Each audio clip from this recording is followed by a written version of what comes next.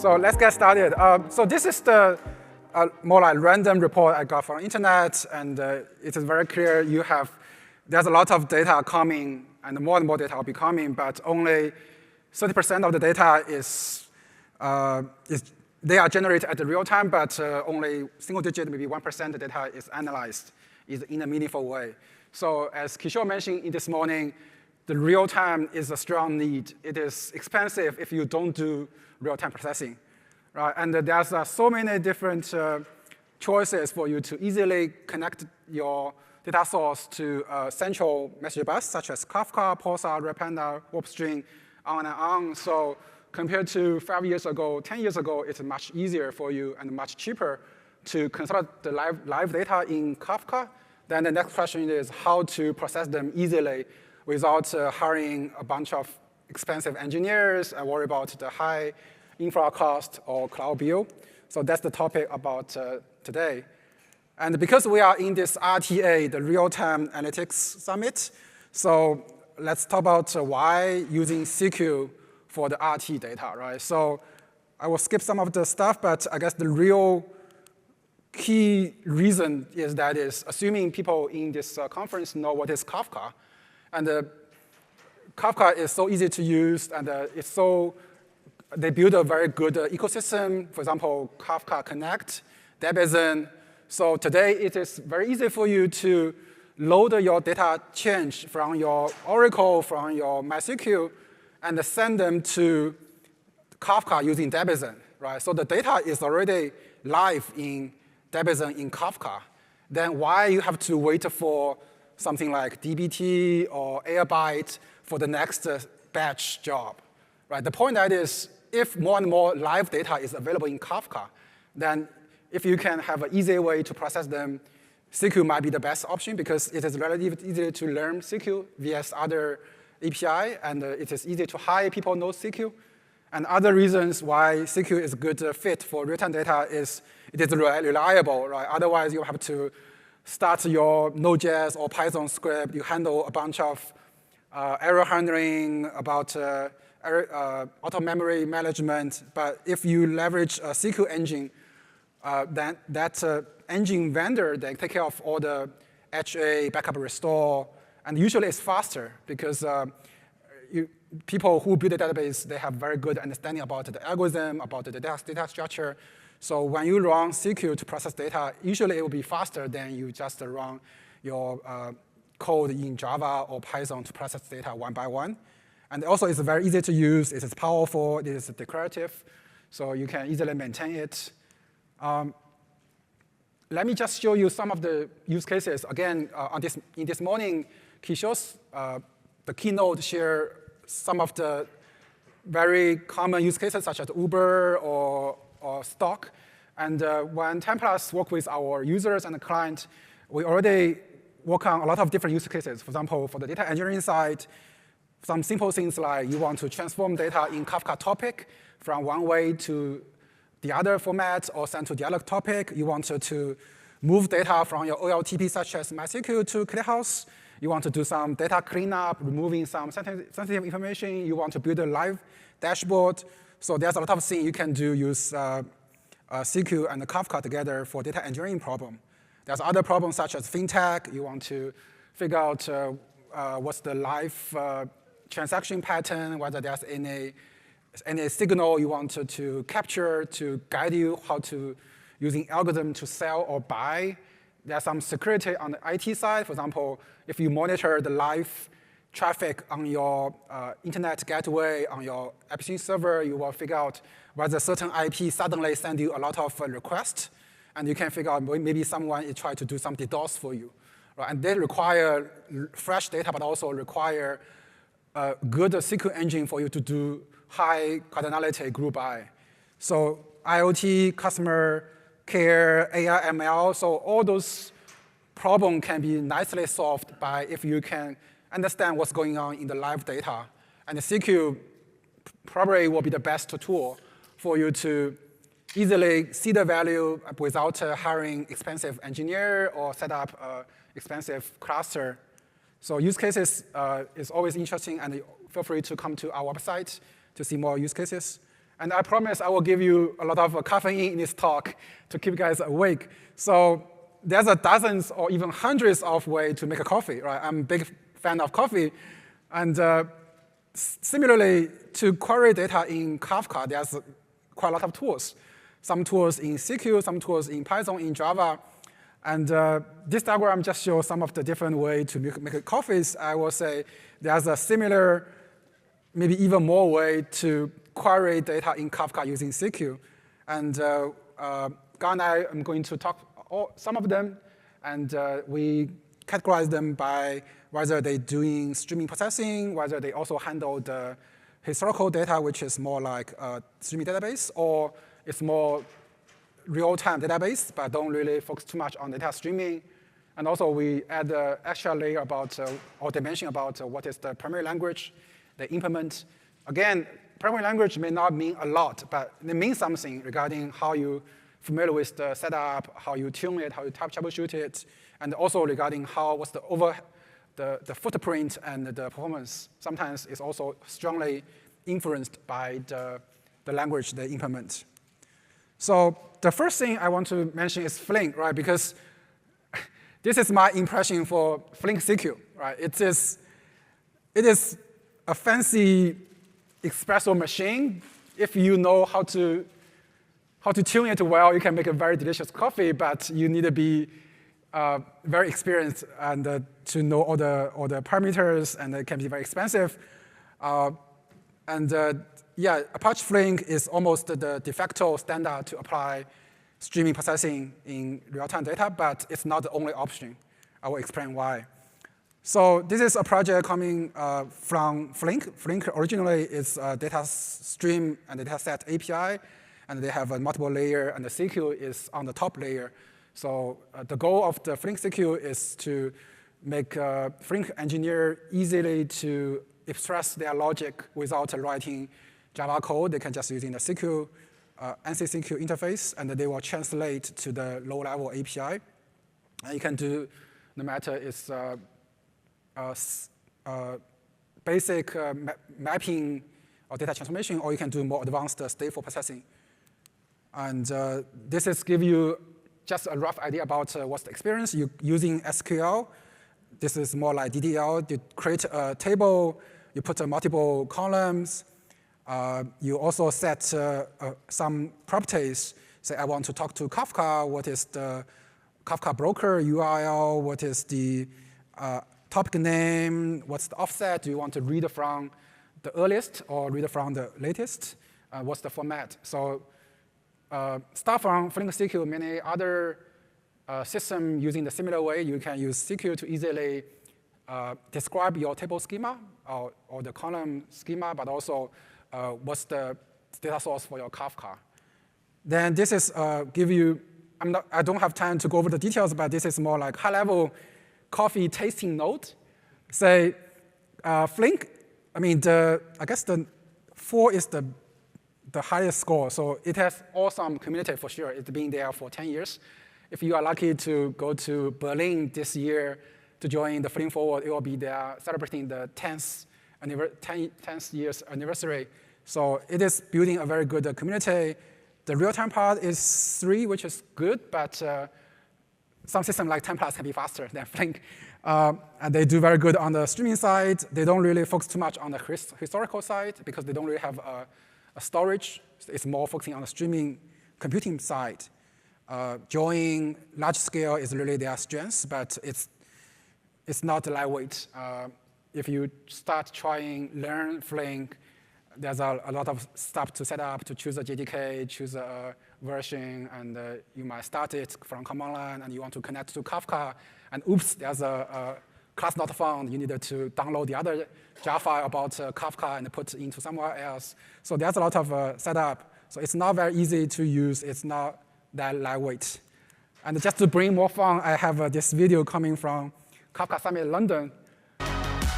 Now the real trick is that Flink can be great at all of this, at this use case, at the other use cases. But if you thought that self-managing Kafka was hard, that operating Kafka was hard, Flink was even harder. Huh? So even people from Confluent, they don't deny that operate Kafka is already hard, but operate A Flink cluster is even harder.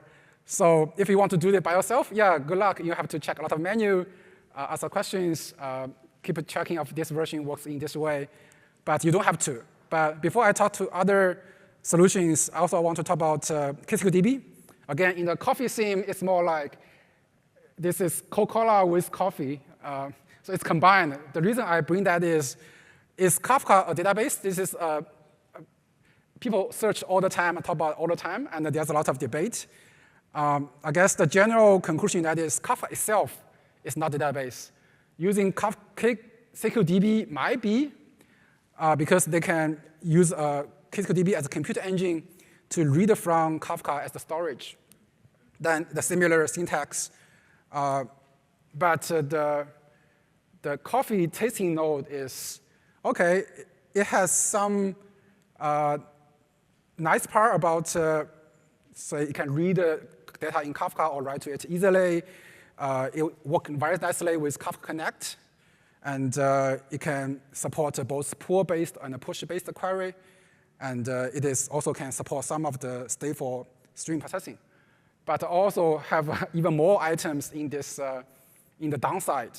So if you going to start your data streaming journey with ksqlDB, you are somehow being warned because there's a lot of limitations. For example, it only works for Kafka. If you have data in Pulsar, in Kinesis, sorry, you may have to move data to Kafka first. And when you use ksqlDB, there will be a lot of more topic will be added to your Kafka. So meaning you have more ksqlDB workload, your Kafka broker will be busier and maybe add more CPU. Sometimes it can be annoying. And there's no CTE, there's no subquery, there's no self-join. Even the join require a lot of design. That part is also tricky. That is, when you run the join, you have making sure that join key is also co-partitioned when you create the Kafka. So this is challenging because when you create the Kafka, you don't really have a good understanding about how you're going to run the query. But because the limitation of this query, you may have to go back to update your Kafka partition strategy. And there's other things like there's no database index. So query on a lot of data will not be very fast. And the other things like the license is now open source. It's concurrent community license. There's only 40 query per cluster. You may have to set up extra class if you need more queries. And the last one that is, at least for me, I'm very worried if you start using ksqlDB because the latest version was 1 year ago. Right? It seems that concurrent is not really motivated to add more people to enhance ksqlDB. Maybe Flink is their next bet, but again, Flink is complex. So you probably need to find a tool which is actively maintained, have a frequent release with new feature, with bug fix, with documentation, with a community. And the ksqlDB may not be your first choice. And other Java-based solution, because we are in this RTA conference, so I want to mention for Pinot, there's also very nice integration with Kafka for sure. And after all Pinot and Kafka coming from, or incubated from LinkedIn, right? So the process is that you in the Apache Pinot, you create a table with some certain schema, and you run a certain tool to connect Kafka with Pinot, then you can query it. But the difference that is Pinot is really focusing on the real-time and real-time OLAP and also user-faced analytics. So the strength is really you can run a lot of concurrent query with the data you already indexed or put into the Pinot. But by default, or at least today, don't really support streaming processing, right? For example, streaming processing, usually you run the query never ends. It keeps a certain state and push data to you. It's not the case. For the case of Pinot and other real-time OLAP, you put data in, and when you need a new data, new result, you have to query it again. Maybe you have to issue the query every 1 second. And every 1 second, the data might be rescanned. So there might be some waste on the computer side. So it is great community. It is very good on the real time. Streaming is not the focus for Pinot. Join is greatly enhanced in the recent 1.0. And it is large scale, but in terms of lightweight and easy to use, it may not be the best in the market. Trino, I don't have time to go over it quickly, but I just want to show this emoji, or that is, I put this as decaf. The reason that is, decaf, you know, the decaf is coffee, but no caffeine, right? And the Trino, the tricky part that is, it is a SQL engine, but there's no storage, there's no actual query engine. They basically using Trino as maybe a SQL gateway, and you can process and delegate to the underlying system. So I feel like maybe decaf might be a good metaphor to describe what it is. And for the C++-based solution, let me invite Gang, our CTO, to talk about that, including Timeplus, our own solution. Yeah, thank you. Thanks, Joe. So next, I'm talking about those C++-based solutions. Like Joe just mentioned, there's 3 categories we analysis these different products. There's no stream processor developing C++ today. Maybe there is, but it's not popular. For streaming database, Timeplus is the one that we developed. And there's other options like real-time database, like ClearHouse and StarRocks. So I'll talk about why we built Timeplus, right? So there's Snowflake as data warehouse, there's Kafka as a data streaming, and there's Flink as a streaming processing tool. So why we still want to build Timeplus? So Snowflake's for data warehouse or data OLAP, there's no streaming possibility because we know that all this OLAP is actually just batch processing. It's a traditional database. So you query data, it return data, scan all the data, return result to you, right? But there's no streaming. For Kafka, it's good because a lot of our customers, a lot of data info, they have already moved the data from traditional like a Hadoop, or they move data to the Kafka because it's very effectively store your streaming data and decoupling your data producer and data consumer, right? But Kafka is not computing, right? Even there's a K-stream, even there's like Joe mentioned, the ksqlDB, but it's not that popular. Still, Kafka is still being act as your stream data, right? And last, Flink. Flink is good as streaming processing tools, like Joe just mentioned. That's complex coffee machine, but it's not a database. There's no storage. Why you need a storage for stream processing? Because sometimes when we do a streaming data pipeline or streaming processing, your intermediate data, for example, if you have a intermediate result and you want to use this result for another streaming processing, right? So with Flink, you have to save the result to an external storage like Iceberg or S3 and read it back to your system, right? So that's because Flink has no storage by itself. It makes your system complex, right? So that's why we want to build this Timeplus and to solve this problems. And this is the architecture of the Timeplus. You can see it has 2. Let me explain from bottom up, right? So in the bottom, we actually have, you can see there are 2 storage, right? One is the streaming storage, the other is historical storage. So the streaming storage help us to processing your data in a real-time ways, right? It's similar like a Kafka, but it's not it's a append-only log, but it's our internal version of Kafka. And the historical data is like it's a column-based ClearHouse. It's actually just ClearHouse. With ClearHouse, the column-based data, you can actually do aggregation and do historical batch queries super fast. And we want to combine these 2 systems. Like I mentioned, there's we actually built this engine, and this is actually there's several parts. First, it's a simple binary. So when we talk with people, say how do you deploy your, because you are building on top of ClearHouse, how do you deploy it? Actually, because it's a single binary, so we don't have to deploy separate ClearHouse component, because everything built together. That means we're actually adding streaming processing capabilities on top of ClearHouse in one single binary, in one single process, right? So it's open source. We actually open source this core engine called Timeplus Proton. and you can use it by free because it's Apache license. And it's super fast in our test with 10 million events. It can give you like 4 millisecond latency, right? But why these two different systems, right? Why you need the two storage? So actually, we say it's similar like system 1 and system 2 in the, if you read the book, Think Fast and Slow, right? Consider as you are in a forest and there's a big cat-like animals watching at you and walking close to you. So the first reaction you do is actually run fast, right? That's where your system 1 is working, right? It do instantaneously analysis, quick analysis. That's similar like a streaming processing because we need to process those data in real time super fast.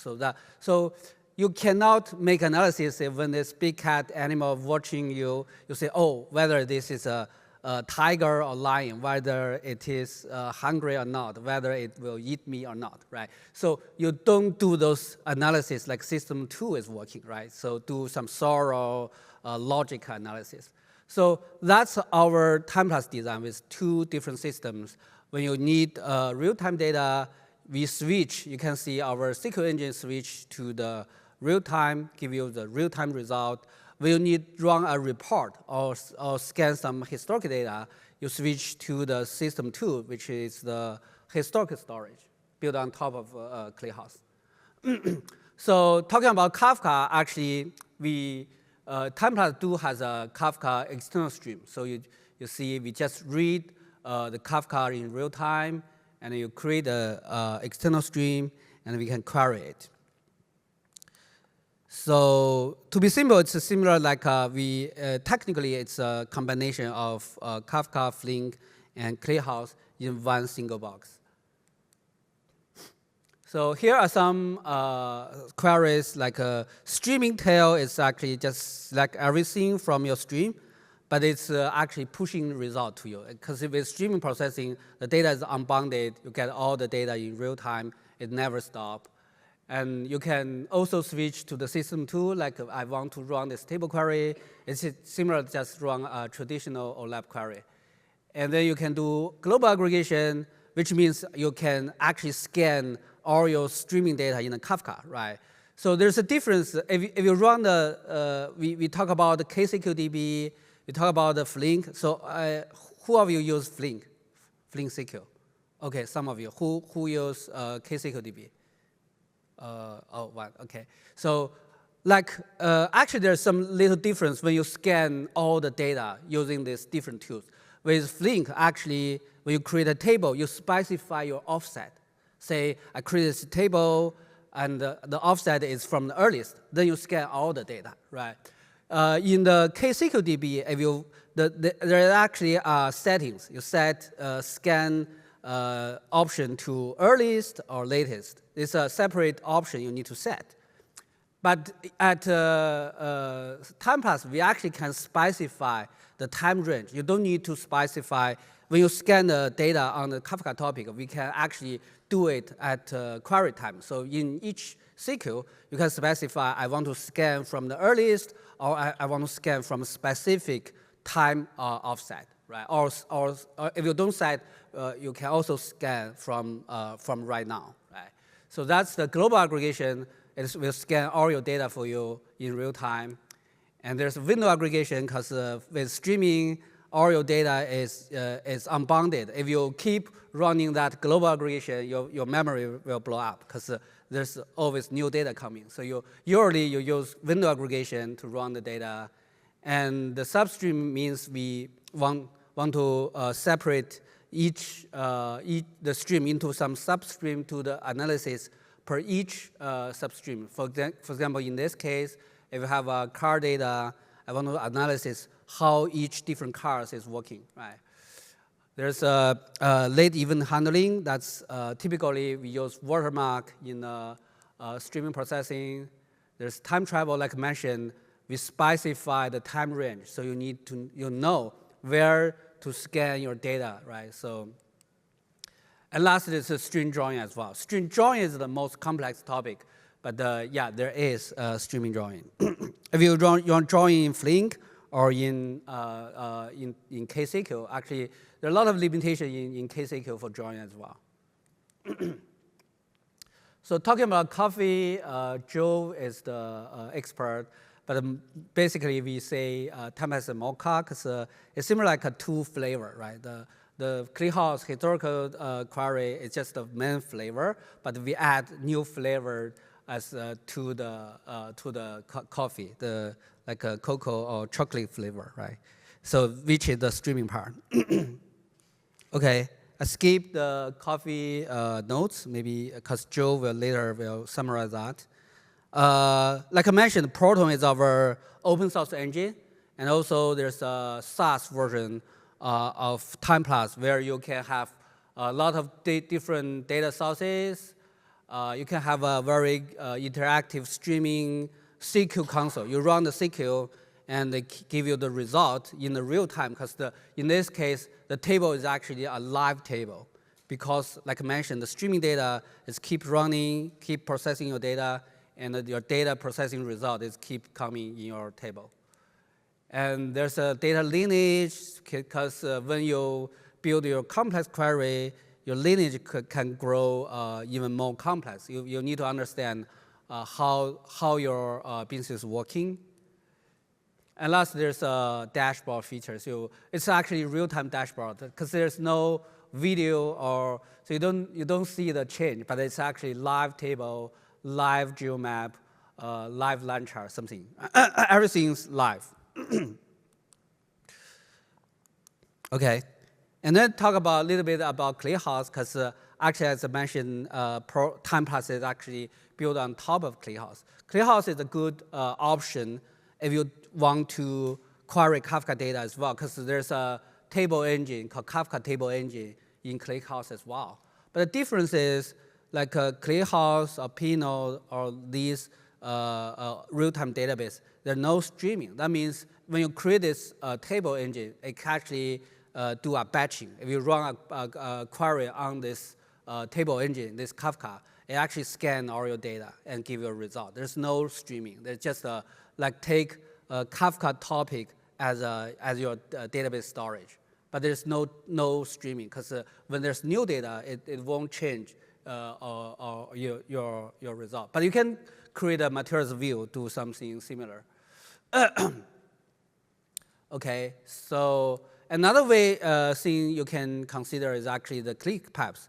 Like for all these real-time databases, actually they all do similar stuff, like make Kafka as one of the channel to ingest your data, right? So ClearHouse has this click pipes, and I believe Pinot and Druid, they all have different ways to leverage Kafka to ingest data, ingest real-time data, right? That's happening, but it's not like it's different than queries Kafka data in real time, because there's still ingest process. But for stream processing, like a ksql, like a Flink, like Timeplus, we actually don't necessarily ingest your Kafka data into local storage. We can do it on the fly. So that's the main difference. Okay, and then there's Rust-based solutions. I will skip this, but as Rust is cool, developer, engineer like it. So there's people, there's entrepreneurs building solutions or products based on Rust. There's Arroyo, RisingWave, DataBand. These are all cool products, and you can leverage these tools to query your Kafka data as well. So, but I'm not talking about that today due to the time limitation. And I'm going to switch back to Joe. He will do some summary. OK, thank you, Gang. And again, the main topic about this talk is using SQL, the open source tools to query data in Kafka. I mean, the Kafka is not Apache Kafka. It can be WarpStream, can be Rapanda, can be Pulsar, or Stream Native on Kafka. So the Kafka now become a new de facto standard for streaming. I mean, the API itself, the protocol, right? Not necessarily have to be the Apache Kafka binary. But if you add more scope, like if we talk about more than just open source offering, but also cloud offering, or those systems, they don't really provide the source code. So there's even more, right? For example, on the left side, the stream processor, the codable data bricks. I think if you use Spark, the Spark structure, the streaming is the API-driven thing, right? But if you want to run SQL using Spark, I'm not sure that's doable. You might have to be a Databricks customer and use Databricks SQL. So there's certainly more features on the cloud. And in the middle side, Materialize, I mean, there's also one of the, they have the booth over here today, and they're being very active and be one of the pioneer on this space. And we, on the streaming, on the real-time database side, there's even more, right? So almost every single database, they want to be faster, they want to be connect to your live data, but it really depends on what you want. Do you need to more focusing on your BI side to query a huge amount of historical data, or you really care about what's going on right now, or even what is happening next? So streaming and the real-time, definitely they are aiming for different use cases. I'm happy to go back to the use case slides, but again, it is really up to you as the people who build the solution and choose the right tool for you. And again, SQL, we believe, is very easy to get started. It's very easy to maintain. And if you choose the right engine, they give you the right feature, and you don't have to worry too much about legacy code, how to maintain it. But if your team is already very familiar with, for example, Python or Rust or Node.js, maybe you might prefer other tools. So again, SQL is our, we are strong believer SQL is the right tool, but it really depends on what's your skill set, what's the stage of your project. And this is more like a summary about some of the project we mentioned today. Like, again, Flink is super sophisticated, but not everyone can easily handle it. You might have to invest a lot to learn it, to set up it, to tune it. There are some cloud offering or commercial product over there, but again, they are not really designed for simple use cases, or simple use case using Flink will be an overkill. And ksqlDB has been there for, I don't know, 4 or 5 years. I'm happy to talk to you if you are already using ksqlDB, but there's a certain limitation on the ksqlDB, and it is not actively maintained. And that is add extra workload to your Kafka cluster. And it is not really a database. There's no index. If you remove the data from Kafka, you cannot read it anymore. So no one wants to put too many data in Kafka. Again, there's some tier storage, but you still don't want to put, say, 2 years data in Kafka. That would be too much. Even you have this tier storage to load them back to your primary storage, it may take some time. So yeah, I'm not highly recommend you choose the ksqlDB, or if you are already using it, consider other options. Yeah, Timeplus is one of the options. We are not the only one for sure, but we just open source our engine, as you see on the bottom left. This is on our GitHub. So this is a relatively new player, I mean, in terms of the open source side, because our project, our company was started almost 3 years ago, but we open sourced it almost half years ago. So we are still building a community, but we are very passionate to provide a unified solution for you to query data no matter in the streaming way or in a historical way, because we really leverage the mature ClickHouse. So we don't have to worry too much about how to build a historical storage. And also ClickHouse provides thousands of SQL functions. They have one of the best vector search, I mean, all those array or map complex data structure. So we get those for free from ClickHouse, but we enhance it to add something similar to Flink, but in a native way in the C+ language. And the Pino is really great for user-facing analytics. So if you expect there will be a lot of client query your data all the time, and you need to integrate with your Tableau, with your Grafana, and you don't really care too much regarding the data change or the diff or the delta, then maybe it's OK you use other tools to read from Kafka and do some batch processing and send to Trino every 5 minutes or 10 minutes and run the full scan on the Trino side. Yeah, that's for sure can be doable. And we have about 10 minutes, so I'm going to do some unusual. That is, my friend David warned me that his Wi-Fi is not so great, but I'm still going to try it. So I will do a quick demo to see whether I'm lucky enough to run the demo. But in the same time, feel free to think about what kind of question you want to ask. We can answer at least 2, 3 questions. Yeah. Excuse me, so you introduced the concept of streaming database. How would you define that category? What would make a characteristics of a database make it a streaming database versus not? Yeah, go ahead. Yeah, Tim. Thank you, Tim, for the question. So for streaming database, actually, it's quite new. We didn't create this term. But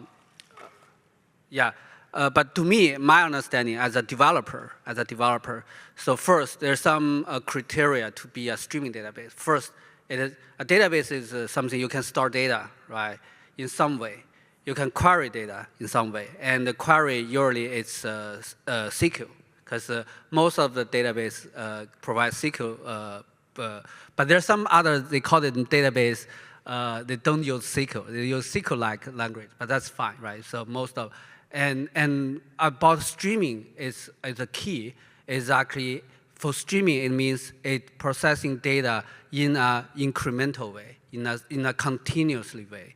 So that's streaming, because streaming means your data is unbounded, and the streaming processing means, so streaming database means you have to be able to run SQL to processing data in an incremental, in a continuous way. That's my understanding. But as mentioned, there's a lot of database in the market, and I used to be working for Splunk, and we don't think Splunk is a database. But there's a website called DB Engines. They mark Splunk as a search database. So it's really hard to say which one is database, which one is not. Yeah, thank you for the question. And so now I'm the demo guy. So this is our live demo, Timeplus.cloud. You feel free to sign on. You just need a single sign-on. So if anyone really pay attention to the Bitcoin, this is the live price, even more accurate than you get from Google, I believe. And you see this is a very nice dashboard. I don't really have any refresh button or mouse click automatically. So it's just a refresh by itself. The reason that is we run a very simple query, which is this. You can see this is as simple as I just run a select from this one. And it will get the data coming from WebSocket, right? I mean, we support WebSocket, we support Kinesis or Kafka, and then you can build a chart easily or fire alert. So for example, like whether the price is going too high or too low. And for example, even we have this OHLC, which is open, high, low, close chart, and we can do this every 5 seconds. So that if, for example, if the last few candle always going up, maybe you can just blindly buy more stock. I'm not close to financial advisor, but you can do some algorithm-based trading. This is a real data, right? Yeah, this is real data for sure. Yeah. I think this is a BTC data in the real time. It's something. It's not fake. It's a real time data. Yeah, and the other nice thing that is we really need to make developer understand the data flow. So for example, like simple things like if I get data from GitHub, I have this data from Kafka, I can have a pipeline, which is we call Materialize view. You can write your SQL to do some transformation, and you can send back to Kafka.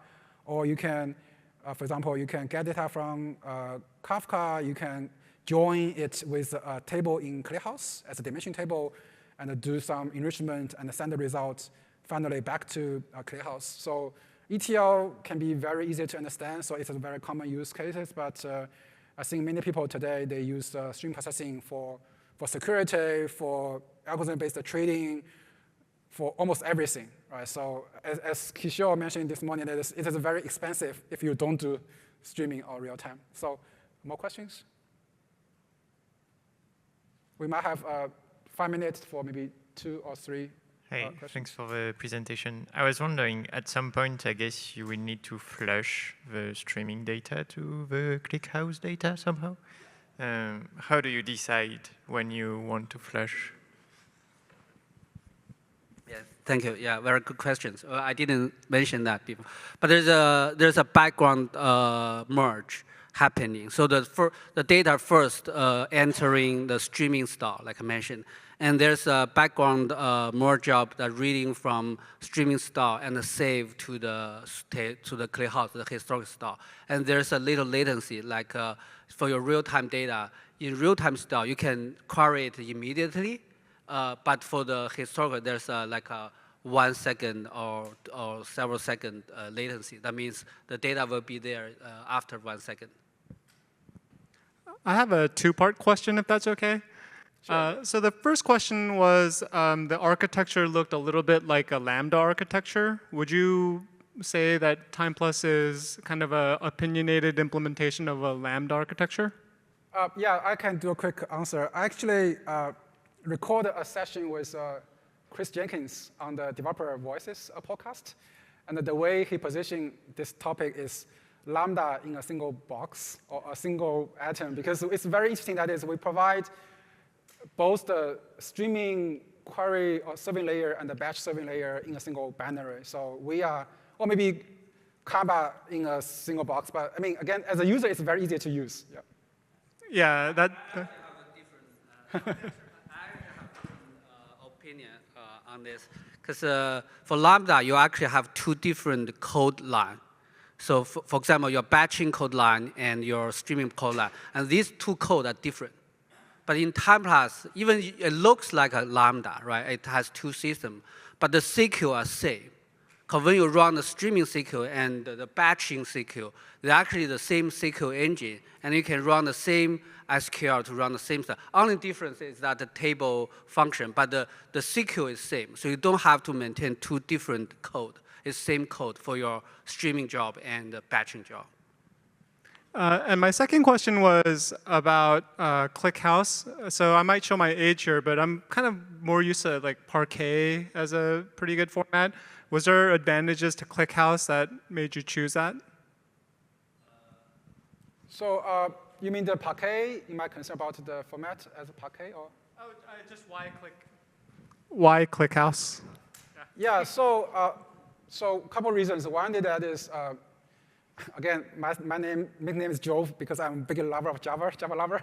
But I feel like Java is OK, but it's not your only choice today, right? So again, there's a lot of new enhancement on the GDK. There's some even commercial version of GDK, JIT, all those things. But you still have a lot of trouble access the latest OS features, like IOU ring or those vector, SMD, all those things.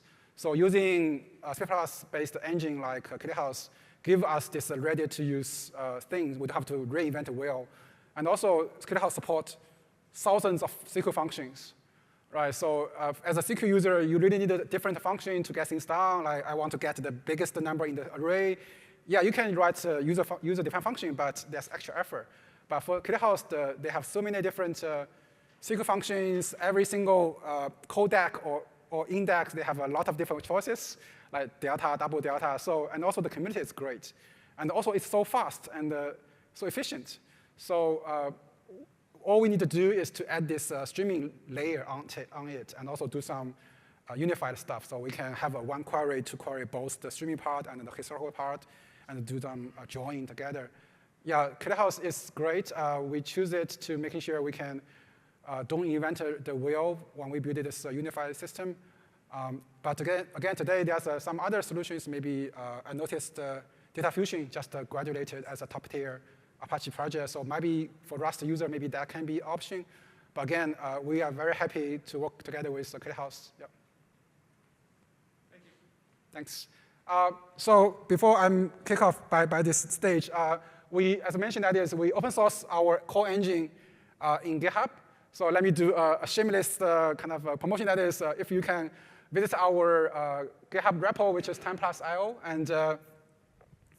and if you can use it. You can share some feedback, give us star. That'll be really appreciated.